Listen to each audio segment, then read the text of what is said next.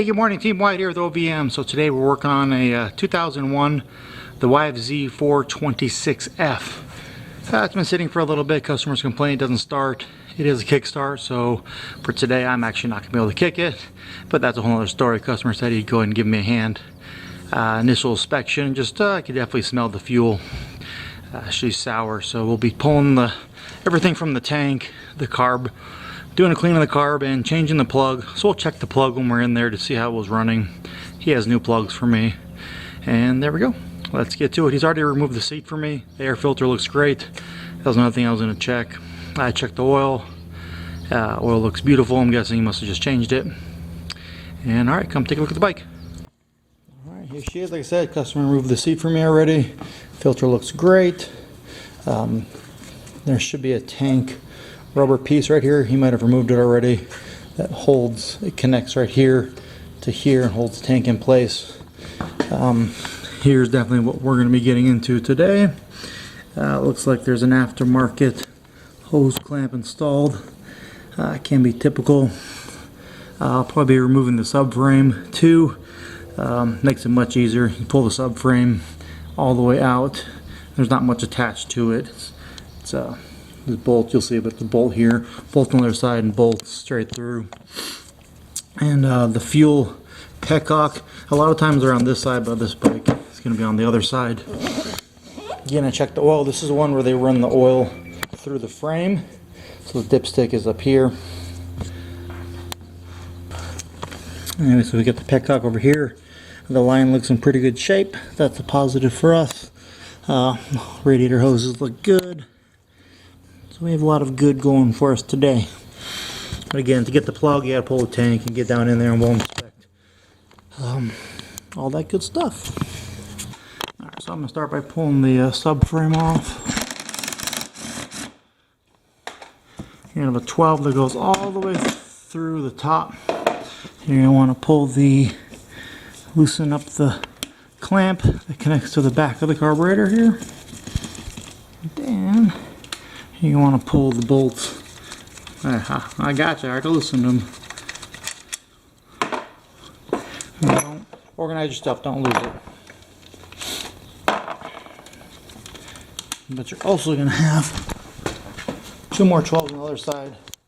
You can take the whole exhaust if you wanted to with the subframe. It just bolts right there with the clamp. I don't feel like doing that today. I don't really need to. So you got a 12 right here, and then a 12 up here.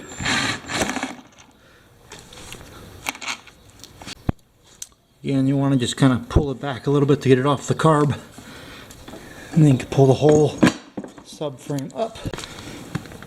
Again, I forgot to pull the rear master cylinder off. So there's two bolts for this cover.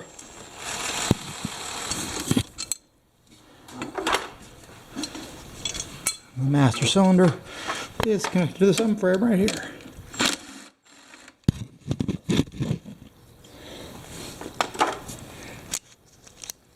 Again, don't lose your bolts. Now I'm just going to grab back here and pull the subframe and come out.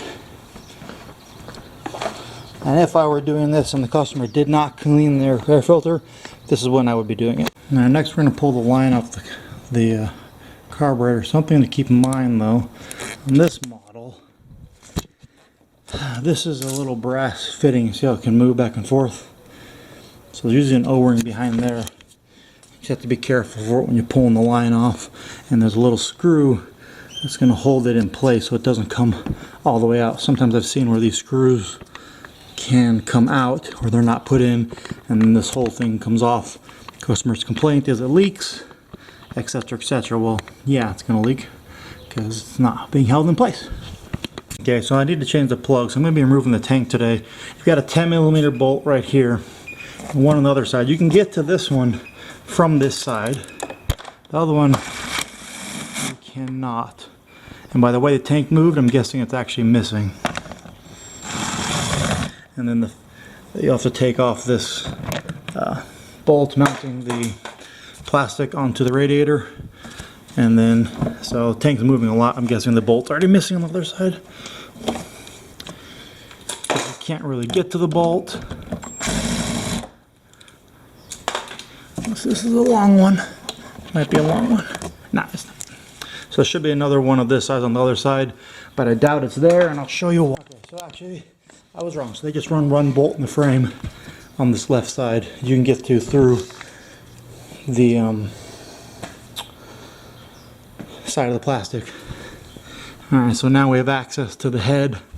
We can look at the wires, make sure nothing's corroded or coming apart. That can also lead to running issues. And then we have a better access to the carb. Again, this is an aftermarket clamp, so I'll just be pulling this clamp. And then the carb will come out. The fun part's, of course, going to be the linkage. Alright, and then we also now have access to the plug, which is right under here. And this is your ignition coil. So don't break these. They're actually pretty easy to get off with your hand. Just gotta get your finger up underneath it. Right? Get a little click, and then you can actually pull the whole thing out. A lot of people want to pull on these things and break them. The reason I'm doing this is it's going to make it easier to get to the throttle position sensor right here. Now this one is a little bit tricky. Now my best way to explain it is I get my thumbnail onto this little clip right here, and then I just pull it down real quick, and it'll usually pop right off. For the sake of this, I'll probably just remove this too. So you just pull it up and pull it off. Get it right out of your way.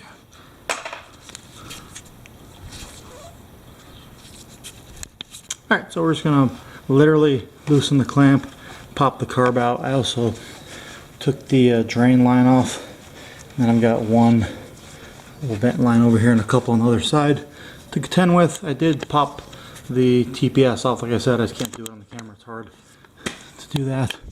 And now we're going to the degler so we can get the throttle lines off and get the carb all the way out. It's going to be a 4mm bolt. This little black cover on. Get that bolt off. This whole cover is supposed to come on. Okay, so it's flat slide carb. I took the cover off. I'm actually going to pull the mount bracket off for the throttle linkages. I'm not going to be able to do it one-handed though, I tell you that. Okay, so I took the top mount screw off, and there's another screw that's on the back side, and now I have the ability to pull the whole cable assembly up and around. Alright, again, once you get that linkage off, I'll try to do my other camera setting static. When we go back in, I'll show you how. Anyways, now I have the carb out and we'll get it on the bench. Alright, everyone got the carb out now, so let's go ahead and pull the bowl. 3mm Allen.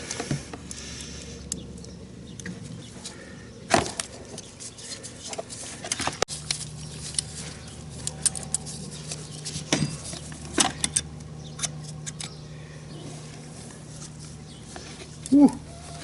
Yeah, it's pretty bad. Super varnish like.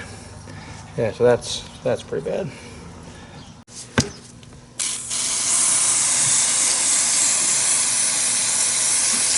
I'll go ahead and get the bowl filled here.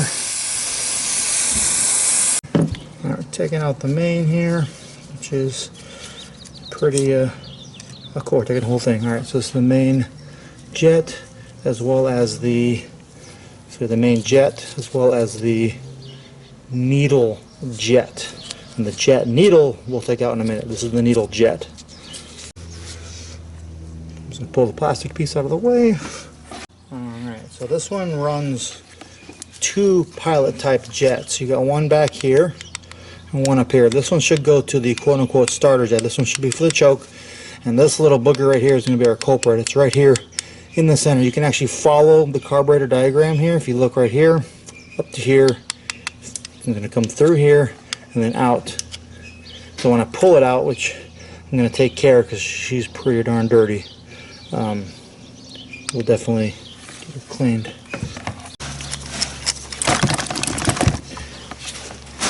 Ooh-wee. This one is super bad. I don't know if I'm even going to be able to clean it. I might have to replace it. Alright, let's get her soaking. Alright, so in this particular case, even the starter jet back there was clogged. So we're definitely going to get in here. Get this all sprayed down. You can see the varnish even starting to come off. I'm going to see what the idle circuit fuel was set at.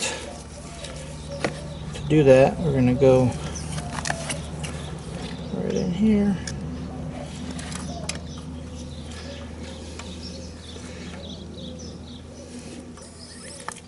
Half, 1 3/4.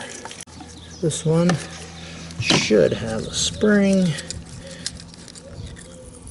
Here's the spring. There's a little O-ring that stayed in there. So you can even see the buildup on here, right there. So let's soak this too. Soak it all. So I'm going to take a small Allen wrench, push a little piece out. It's going to give me the ability to take a look at the float needle here. A little bit of stuff on there. We're going to clean it up. Okay, so now we want to get the slide up and out of here. I'm just going to take this screw. Sure.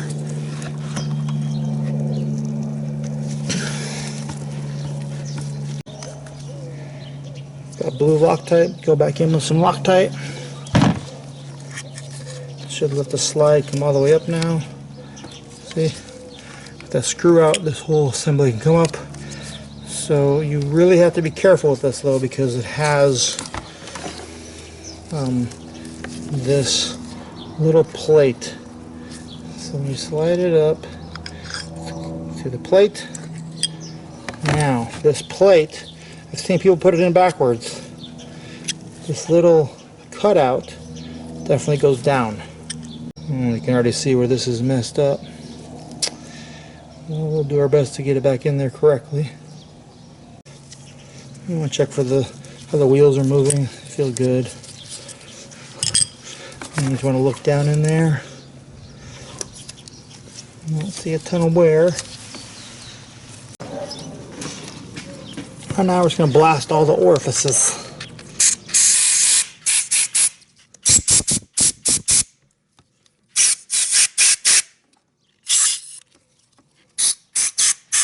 I'm feeling, see if the air goes through the, hear my glove? The air is going through the whole circuit. You buy tools, you don't get to use them that much. You're really happy when you do get to use them. I get to use my barrel brushes.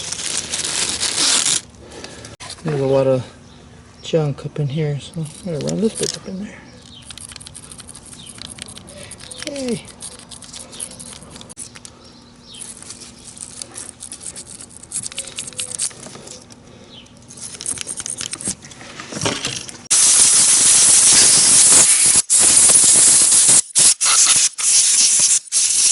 So this little rubber thing had come out a little bit, just working it back in with my fingernail here.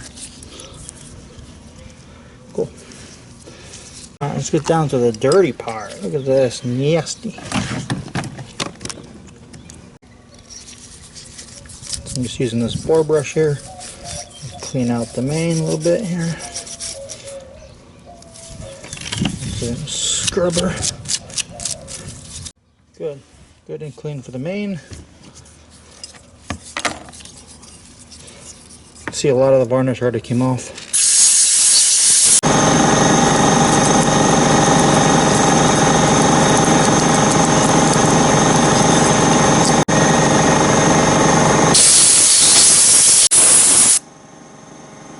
Much better.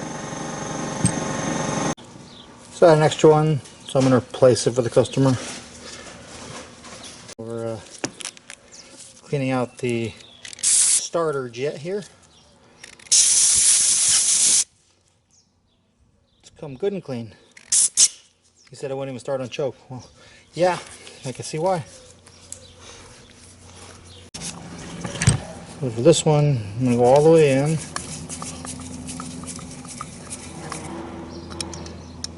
stops. I'm going to go half, 1, 1.5, 2. Put the pilot jet back in.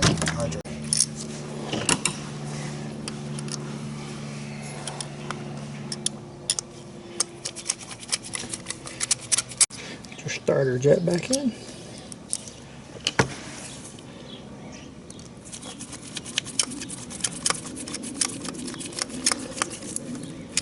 You have to slide this plastic piece on first, apparently. Then put your jet needle back in. Alright, remember when putting this together, slides in, and this little cutout goes to the bottom.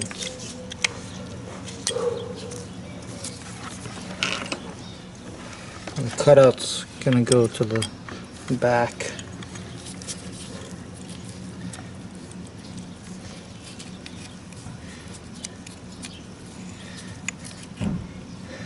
And you line up these little roller balls, it all slides down.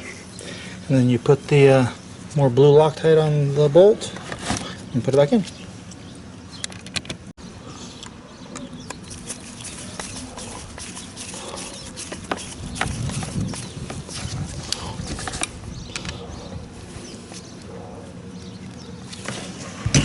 Now when you activate the throttle, the whole assembly should slide right up.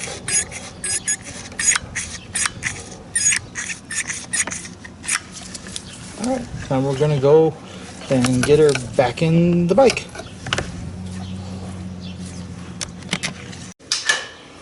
Okay, fun part's going to be getting these throttle pieces.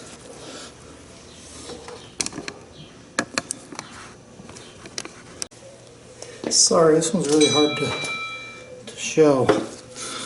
Did that top one first, and then I did the back one.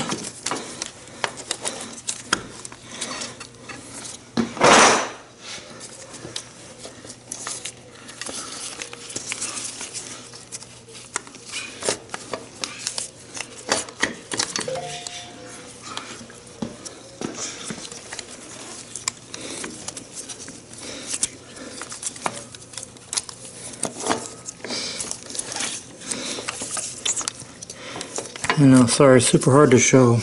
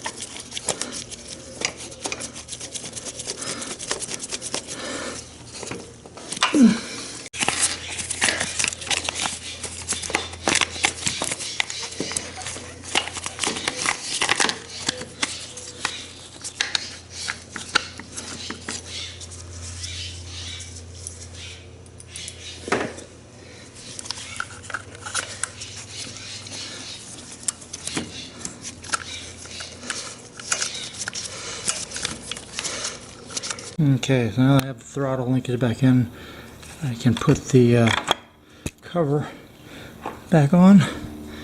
You have to slide it to the side a little bit here. There. That's just 3mm bolts. There's a little tab right here. You're going to line up this little tab with this little groove right here. A little groove right there. Alright, so it lines right up. I'm going to check all your other connections and your routing, and so everything looks good.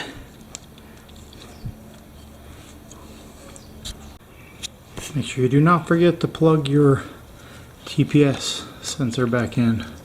It will not start. Or if it does start, it's definitely not going to run right. And then those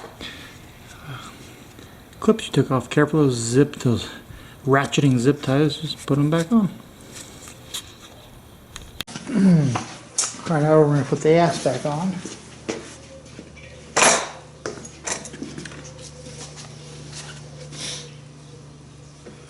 Putting the subframe back on. You gotta make sure you get the throttle intake between the shock and the carb, and just line her up as close as you can, because or else you're gonna have to put this little guy is gonna go in between here, and same thing on the other side. And then this guy up here needs to line straight up here to slide in. Okay, when I put the bolts in, so you got a 12mm top that goes straight across. You got two 6mm X's on each side, one on each side, and then two more 12mm exhaust bolts. I did not tighten them down because you want to give it a little bit of wiggle room. Because if you tighten them down all the way, then you're not going to be able to, you're going to be fighting other parts. So I left everything just a tiny bit loose, and I made it easier to get every single bolt started, and now I can crank them all down. So draining the rest of the bad fuel out of the tank here on the bench. Put fresh fuel in it. So pretty straightforward. You literally just slide the tank back on. You're just gonna have to line up the bolt that's in there. It's 10mm. This long one here, which does have a little helper on the end here to help get it started in. And then you just put your fuel line back on. We'll put fresh fuel in her, and we'll see what happens. All right, so we got the YZ426F. The carburetor has been cleaned and installed. This thing is super freaking tall.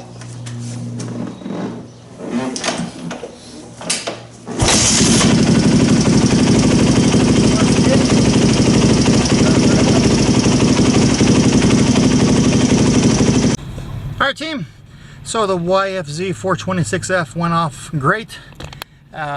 Customers are super happy. We did a couple little things, lubed the chain, you know, went around, he's gonna get some coolant. It was a little bit low, and then I had to replace like a valve core, wasn't holding air. All in all, a good day. Hope you enjoyed the video, hope it's helpful to you in some way. If it was, please like and subscribe. Even if it wasn't, shoot me a like, subscribe. Alright, bye! Perfect.